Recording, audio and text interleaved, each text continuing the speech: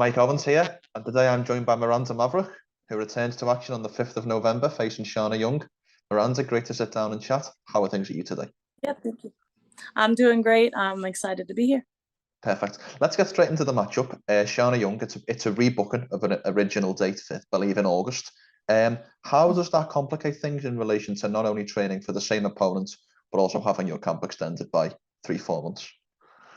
Yeah, I'm not too worried about like the same opponent and having to get rebooked. I just don't like that it's been like 3 months since I've gotten the chance to fight. I was hoping to get to fight 3 times this year, and now it's only going to be twice most likely. I'm going to try to stay ready for short notices. I was before as well, and it's just been a really long fight camp. Like I'm ready for a break, right? So it's been basically nonstop training since March, and it's paid off. Like I feel the best I've ever felt. But it's almost annoying, right? I don't like having to train that much. I want to take a little bit of a break. So I'm probably going to take some of the holidays this year and spend time with my family for the first time in like 6 years. So going to do that and hopefully be back early 2023 if I don't get a short notice before then. I think you posted on your Instagram, I think it was the 24th of August when the match was rebooked. With that being said, and given the extension, as I mentioned, did you take any time off to kind of let your body heal, or was it just straight back into another fight camp? It was straight back into it. I mean, the first 2 weeks we were like light, like regular training. And then we started the camp at like 10 weeks out, I think it was. So yeah, just right back into it. 100%. What does Shanna Young do well as an opponent? What are the upcoming challenges you've got to face in this matchup, do you believe? You know, I watch every fight that she has, every fight that I've had, and kind of compare each other, trying to be objective. I don't really see many avenues she has to win. My guess is she's going to try to outstrike me, but I think that's disrespecting the improvements I've made over time. And I think I'm going to go in there and have better striking, have better grappling. It's one of those things. I talk to my coaches. It's like, what is her avenue to win? I don't know. And I'm surprised she even took the fight. So I'm happy to see she was able to rebook it and that we're still booked. But I don't really see anywhere that she's going to be dominant in this fight. And I plan on exposing that on Saturday. Difficult question to ask, but if you were in Shanna Young's shoes, how would you approach this matchup? What would you look at and go, this is how I'm going to try and get? You mentioned there you don't see an avenue for victory. What do you presume she thinks her avenue to victory is? I think she thinks that our first fight was kind of a fluke to where she hit me, I fell down, and it was more of a trip. But a lot of people were like, oh, and might have thought it was a knockdown from a punch. And I'm sure a lot of people told her that too, like, oh, she just got lucky, she grabbed a choke, whatever, you're fine. And when someone grabs a submission on you, that it's easy to just say, well, I got caught, it won't happen next time, I'll train my grappling. And I would say, sure, but I'm a different fighter now. It's been years. She was out of the fight game for a couple of years where I was training full time while she was pregnant, had a kid, all that. And so I see myself as being a couple of years ahead of her just in the improvement side of things. My cat's saying hi. But in that included, like, I'm going to have the better striking now, that she doesn't expect me to have. So my guess is that her game plan is going to go in here and outstrike me, outpoint me, and try to get the win that way. Maybe try to throw power. I'm really not sure. She's obviously like fought at 135. So maybe that will be something that her coaches and team see as an advantage. 100%. Is this a rematch you have wanted? No, I don't see this even being like close enough to my ranking right now that it was necessarily a smart fight to take.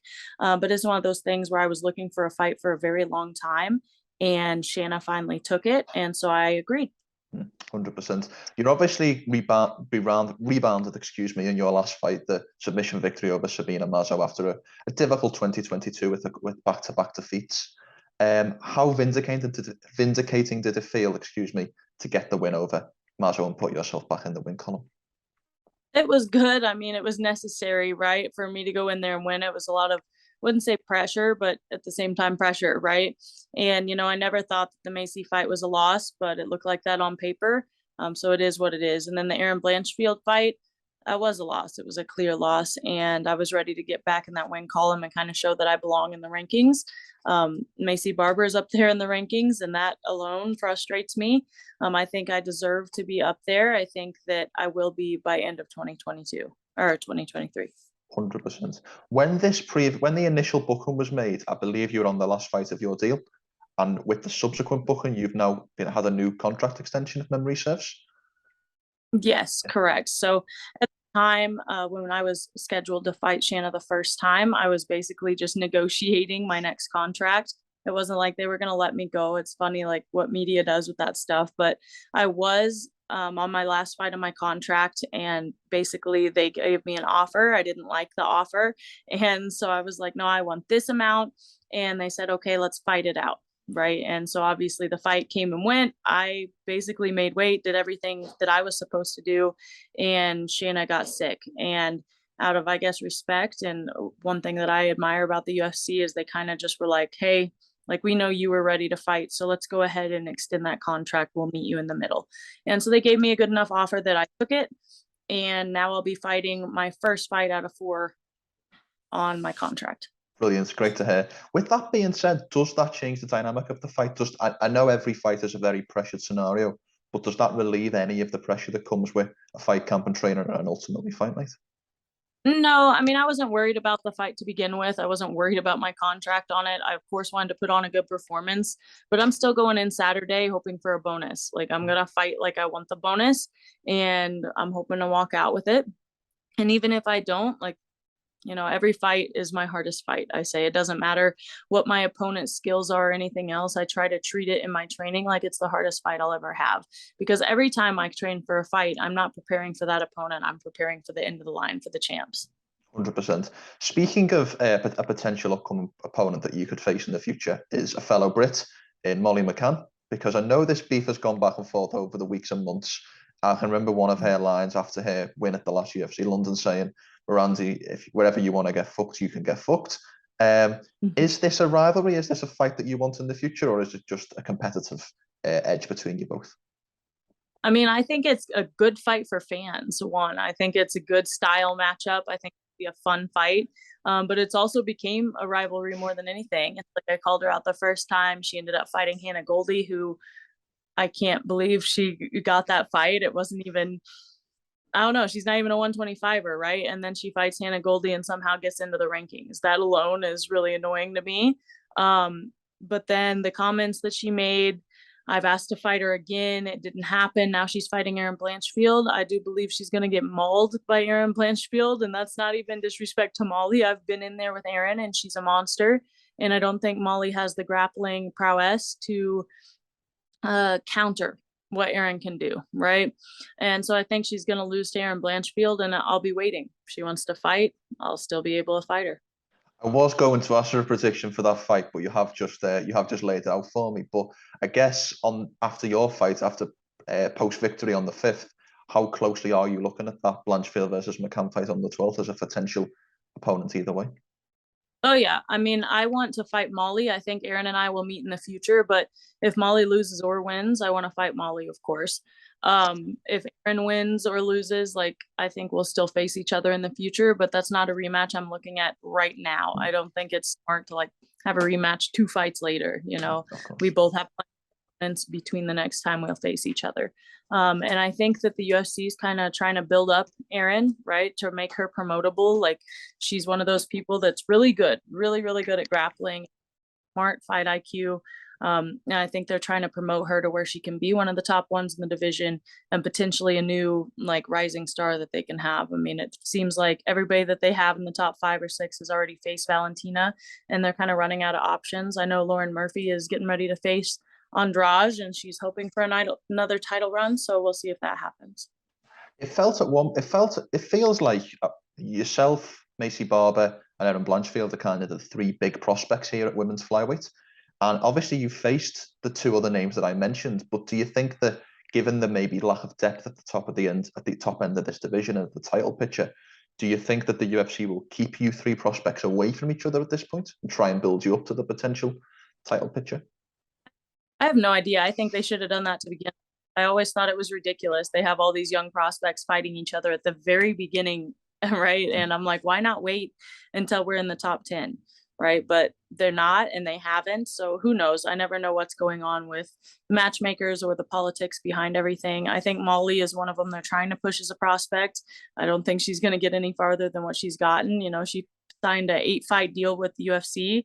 I think that's smart on her part, because if she starts losing to the more higher ranked girls, like, they're not going to want to keep her anymore as the star girl. And as she loses, like, that 8-fight contract is going to kind of save her and like allow her to get easier fights again and keep kind of in the middle of the division. 100%. If we turn just to another topic I want to touch on, is news that broke last week about UFC fighters now being prohibited from betting on UFC events. I'd like to know, out of interest, does this affect you at all? Are you someone who does bet on UFC events, or is this news that won't really affect you? Yeah, this doesn't really affect me at all. I can't believe it wasn't already a rule. I thought it was like an unspoken rule already. Every other major sport already has that in effect. And I guess the UFC finally just pulled the trigger. But I honestly already thought that was the case. But it's not like you can't get around it. Like, that's the silly part. It's like you could have a relative, a friend, like, bet on them for you. So even if it did affect me, I don't see it being a huge ordeal. 100%. Well, if we turn the conversation back to yourself for one final question, obviously the primary focus is the 5th of November. I'm sure you're looking to secure the victory, and that's your total focus. But we're at the end of October 2022. Where would you like to be come the end of October 2023? What are your goals for the next 12-month period?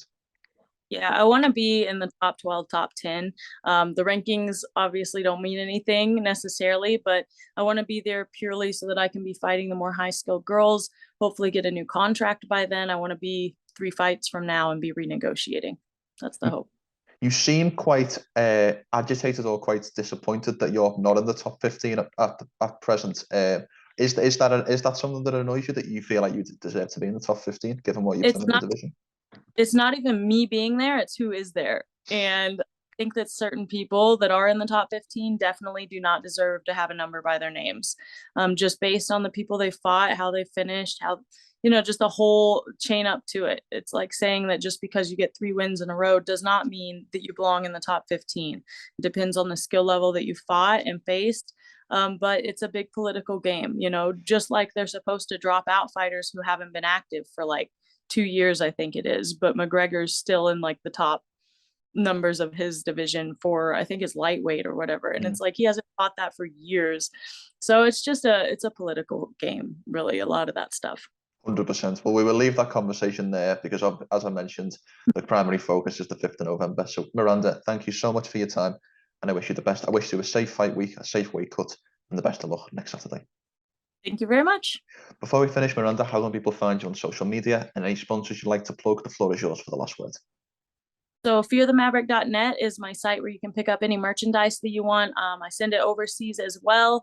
If you guys are interested in that, it'll just be a little bit more shipping. I also have patreon.com/fearthemaverick, and that's where I share a lot of technique videos. I'll have behind the scenes footage leading up to my fight and my weight cut. I've already done a couple of videos for this weight cut, so you guys can kind of see that process, pictures, all that kind of thing. So check that out on social media. It's just @FearTheMaverick on Twitter, Facebook, Instagram, all that. So hope to see you guys there.